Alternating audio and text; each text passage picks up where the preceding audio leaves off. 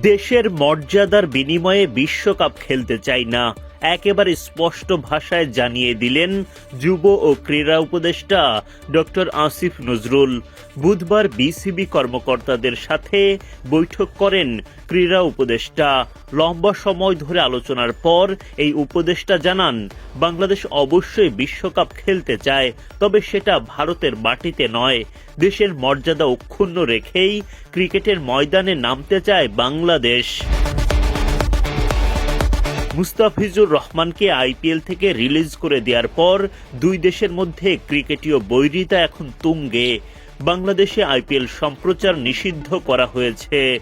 ভারতের মাটিতে বিশ্বকাপ খেলবে না বলে চূড়ান্ত সিদ্ধান্ত নিয়েছে বিসিবি ও বাংলাদেশ সরকার।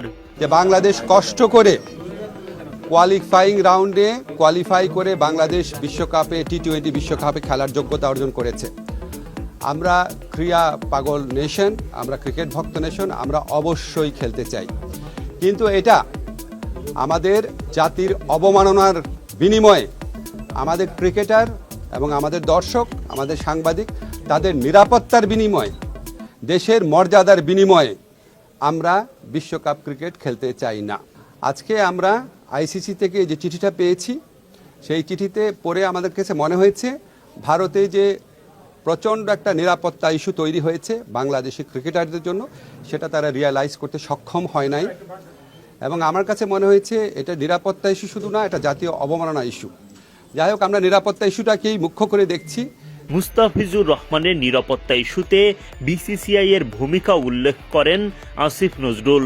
দেশের মর্যাদার প্রশ্নে অনড় থাকবেন বলে পুনর্ব্যক্ত করেন তিনি। ক্রিকেট কন্ট্রোল বোর্ড নিজেরাই বলছে কলকাতা টিমকে যে এই প্লেয়ারকে নিরাপত্তা দেওয়া যাচ্ছে না, ওনাকে তোমার টিম থেকে বাদ দাও। এটাই তো একটা ট্যাসিড রেকগনিশন যে ভারতে নিরাপদে খেলার মতো পরিস্থিতি নাই। আমরা ভারতের যে বিগার পিকচার আছে, সাম্প্রদায়িক পরিস্থিতি, সেটা নিয়ে কিছু বলতে চাচ্ছি না, কিন্তু আমাদের ক্রিকেটেরদের নিরাপত্তা, বাংলাদেশের নিরাপত্তা, বাংলাদেশের মর্যাদা, এটার প্রশ্নে আমরা কোনো আপোষ করব না। আমরা বিশ্বকাপ খেলতে চাই এবং এটা আমরা আরেকটা যে আয়োজক দেশ আছে শ্রীলঙ্কা, সেখানে খেলতে চাই। এই পজিশনে আমরা অনড় আছি। আমরা কেন এই পজিশনে অনড় আছি? আমরা আশা করি আমরা আইসিসিকে বুঝাতে সক্ষম হব এবং আইসিসি আমাদের যুক্তিগুলো সহৃদয়তার সাথে নিরপেক্ষভাবে বিবেচনা করে আমরা কষ্ট করে যে অর্জনটা করেছি সেই টি-20 বিশ্বকাপে আমাদের খেলার সুযোগ করে দিবে। আমাদের স্ট্যান্ডের মূল নীতি হচ্ছে বাংলাদেশের নিরাপত্তা, বাংলাদেশের সম্মান আর বাংলাদেশের মর্যাদার প্রশ্নে আমরা আপোষ করব না, কিন্তু আমরা অবশ্যই ক্রিকেট বিশ্বকাপ খেলতে চাই। তারপর পরবর্তী পরিস্থিতি যা হবে সেটা নিয়ে আবার আমরা বসে আমরা সিদ্ধান্ত নিব। এখন পর্যন্ত আমরা এই সিদ্ধান্ত খুব ক্লিয়ারলি নিয়েছি যে আমরা আইসিসিকে বুঝাবো যে আমাদের ভারতে খেলার মতো পরিবেশ নাই। এদিকে বিসিবি সভাপতি আমিনুল ইসলাম বুলবুলও নিজেদের কঠোর অবস্থানের কথা তুলে ধরেন।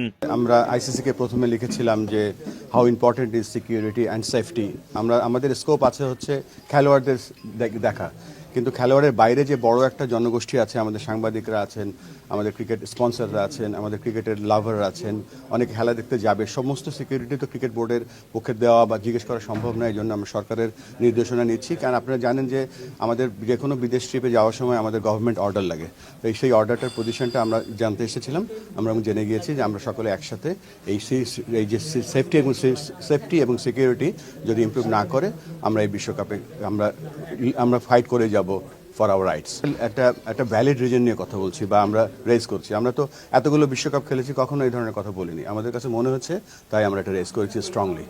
আইসিসিকে আমরা বোঝাবো, আমাদের মন্ত্রী মহোদয় যেভাবে বলে গেলেন আমরা বোঝাবো, কেননা দেখেন পূর্বেও কিন্তু সিকিউরিটির কারণে বিভিন্ন এই ধরনের ইভেন্ট হয়েছে এবং আপনারা জানেন যে হাইব্রিড বিশ্বকাপ যে হচ্ছে সেটার মূল কারণটাই কিন্তু সিকিউরিটি।